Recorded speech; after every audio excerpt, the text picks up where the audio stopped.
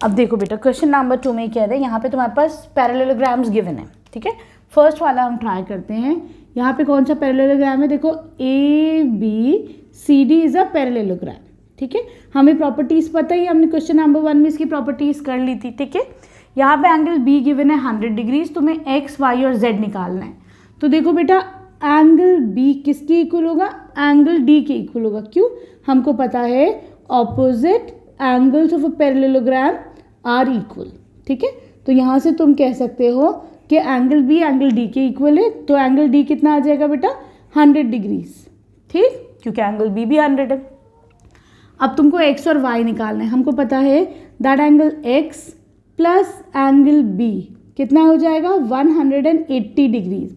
Angle X और angle B 180 क्यों होगा बेटा, क्योंकि एडजेसेंट एंगल्स जो होते हैं वो सप्लीमेंट्री होते हैं एक पैरेललोग्राम में, है ना। एडजेसेंट एंगल्स आर सप्लीमेंट्री, ठीक है। रीजन हमेशा लिखना क्यों ऐसा हो रहा है, ठीक। तो यहाँ से एंगल X की वैल्यू कितनी आ जाएगी 180 माइनस एंगल B, ठीक है। 180 माइनस एंगल B कितना है 100 गिवन है, तो X की वैल्यू आ गई 80 डिग्रीज, राइट। अब देखो अगर X 80 है तो हम कह सकते हैं Z भी 80 होगा। X इज इक्वल टू 80 तो एंगल Z भी 80 होगा। क्यों, रीजन वही दो, opposite angles are equal,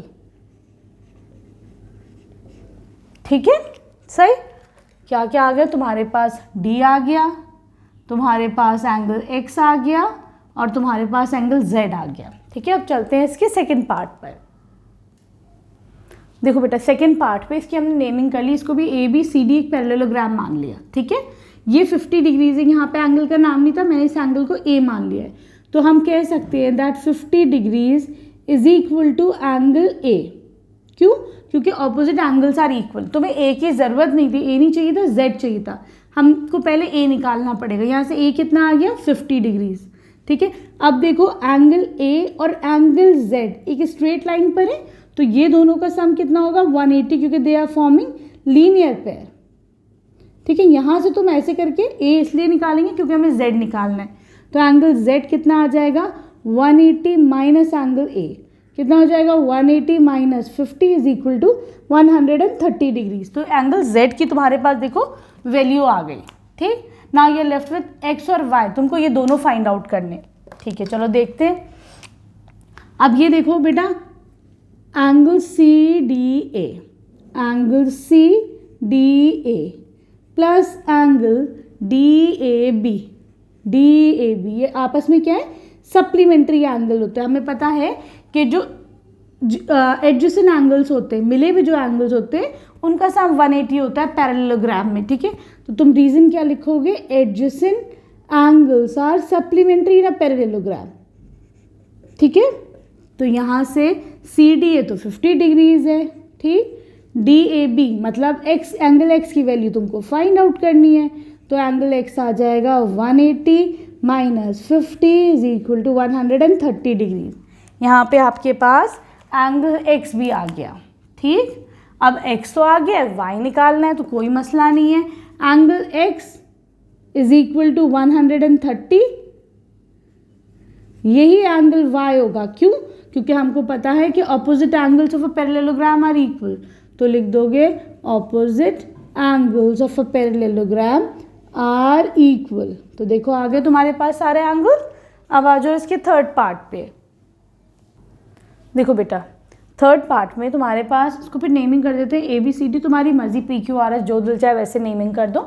centre पे ये पॉइंट ले लो O, ठीक है। अब ये देखो बेटा अगर हम बात करते हैं, देखो यहाँ पे 90 डिग्री का मार्क है, angle DOA is equal to 90 degrees है। तो ये बेटा किसके इक्वल होगा, एंगल X के इक्वल होगा। क्यों, क्योंकि दोनों आपस में देखो वर्टिकली ऑपोजिट एंगल्स हैं, ठीक है। तो लिख दो दोनों आपस में they are vertically opposite angles. हमेशा वर्टिकली ऑपोजिट एंगल्स क्या होते हैं बेटा, इक्वल होते हैं। तो ये वाला एंगल, ये एंगल निकल आया तुम्हारे पास। अब तुम देखो बच्चों इन ट्रायंगल COB, इस ट्रायंगल में देखो ऊपर वाले में हमें पता है एंगल सम प्रॉपर्टी लगाओ, angle X plus angle Y plus angle, ये वाला जो एंगल है प्लस एंगल 30 डिग्रीज किसके इक्वल होगा 180 डिग्रीज। हमने क्या लगाया, एंगल सम प्रॉपर्टी, ठीक है। अब देखो यहाँ से X है तुम्हारे पास 90, Y तुमको निकालना है, ये है 30, ठीक है, दिस इज इक्वल टू 180, ठीक, दोनों मिला के हो जाएगा 120, राइट। ठीक, अब क्या करोगे, 120 इधर लेके आओ तो आ जाएगा माइनस का 120, इधर आ जाएगा ये। हाँ, तो angle y is equal to 60 degrees, angle y आ गया 60 डिग्रीज, राइट।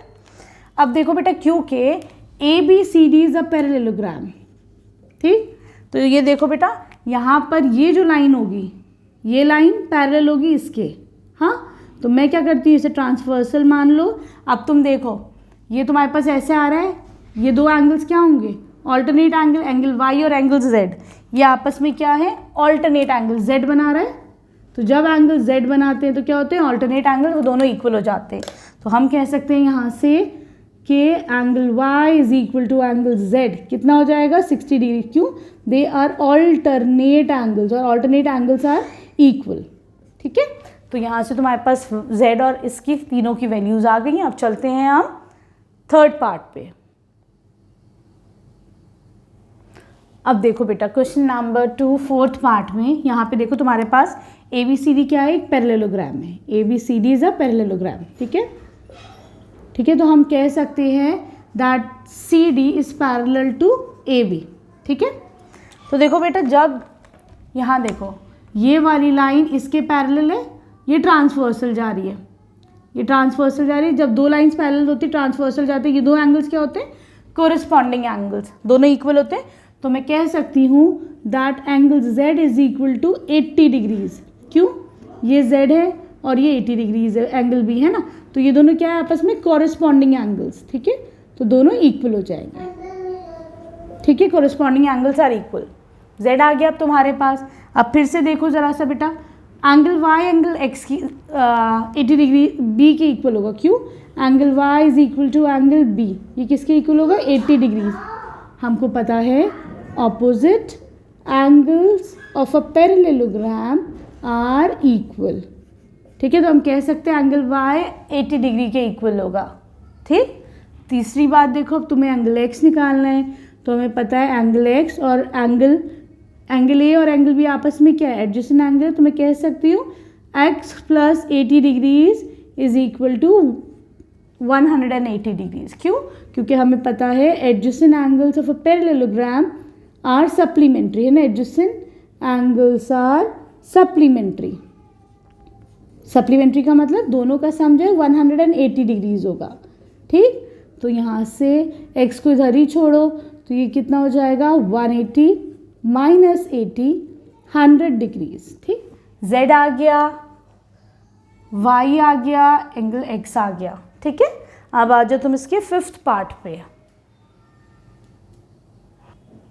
देखो बेटा, फिफ्थ पार्ट में तुम्हारे पास यहाँ पर again A B C D एक पैरेललोग्राम है। ठीक है, A B C D is a parallelogram. तो हम कह सकते हैं that angle y is equal to angle b।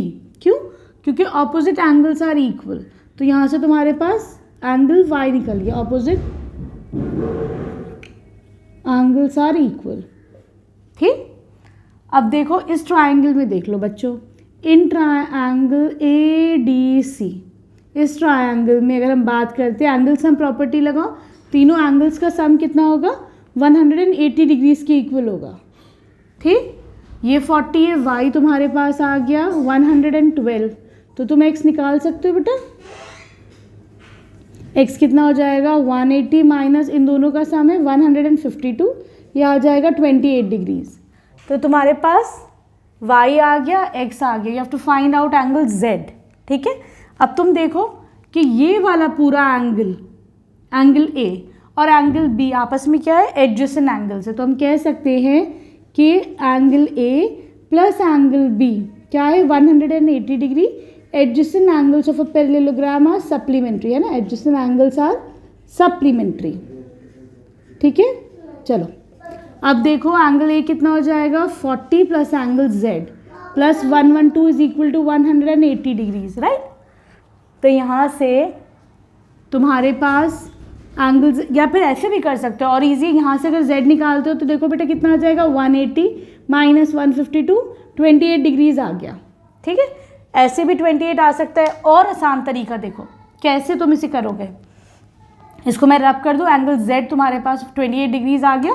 लेकिन और आसान तरीका देखो, इससे भी ज़्यादा इजी क्या है बेटा, ये पैरेललोग्राम है, इसमें देखो ये वाला देखो साइड, ये ऐसे है, ये वाला एंगल X है ना, और नीचे एंगल Z है, आपस में क्या है, ये ऑल्टरनेट एंगल है। जब Z बनाएगा तो ऑल्टरनेट एंगल्स होंगे, दोनों इक्वल होंगे, ठीक। तो हम कह सकते हैं यहाँ पे बेटा सीधे सीधे तुम ऐसे भी कह सकते हो, angle X is equal to angle Z, this is equal to 128, क्यों, they are forming alternate angles, ठीक है। जो मर्जी जैसा दिल चाहे वैसा करो, ठीक है। आई होप अच्छे से समझ में आया होगा। वीडियो पसंद आई तो प्लीज़ चैनल को सब्सक्राइब करना, एक अच्छा सा कमेंट कर देना, दोस्तों के साथ शेयर करना। Thank you for watching Braino solutions.